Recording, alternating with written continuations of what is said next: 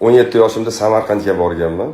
U payt endi yosh bola edim. Kechqurun yetib borganligim uchun mehmonxona topolmaganman. Ulug'bek non sotish joyi bor. O'sha yerda bitta ayol menga uyimga olib kirib ketaveraman, yuroqqa deb onam tengi ayol olib kirib ketgan. Bir kun shasa qilmaydi deb. O'g'illari bilan birga endi kechki ovqatdan keyin hovlini o'rtasiga so'riga joy qilib bergandilar. O'sha yerda kechqurun yotsam 11 dan keyin qo'shnining uyidan g'alati ovoz kelishni boshladi. Voy dod, voy xudo, jonimni ol degan.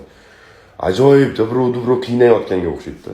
Ertalab turgandan keyin xoladim, shunaqa ovozdan kechasi uxlolmadim. U 1-2 gacha tinmadi bu ovoz. Keyin uxlab qolman desam, biz o'rganib qolganmiz. 3-4 yildan buyon shu ahvol deydi. Qo'shnimiz bor, 70 dan oshgan yoshi, otaxon. O'sha davrida sudya bo'lgan odamlarni bo'yniga qo'yib qamab yuborgan. Birovlarning buyurtmasiga asosan nohaq qamab yuborgandi. Hozir endi ko'rsatilmagan doktor qolmadi, hech kim bilmaydi. Kechasi 10 dan keyin boshlanadigan paya og'rishni boshlaydi ekan shu. Butun vujudi paya og'riydi ekanda, uxlatmaydi ekanda, dod deydi ekanda, jonimni oldi baqirar ekanda. Unisiga ko'zlari ham ko'r ekan otaxonni.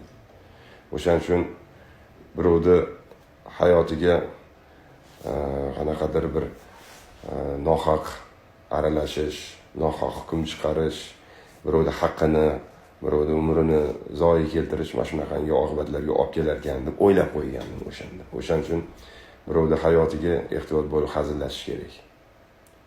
Shuni aytib qo'ymoqchi edim sizga, Shohrux.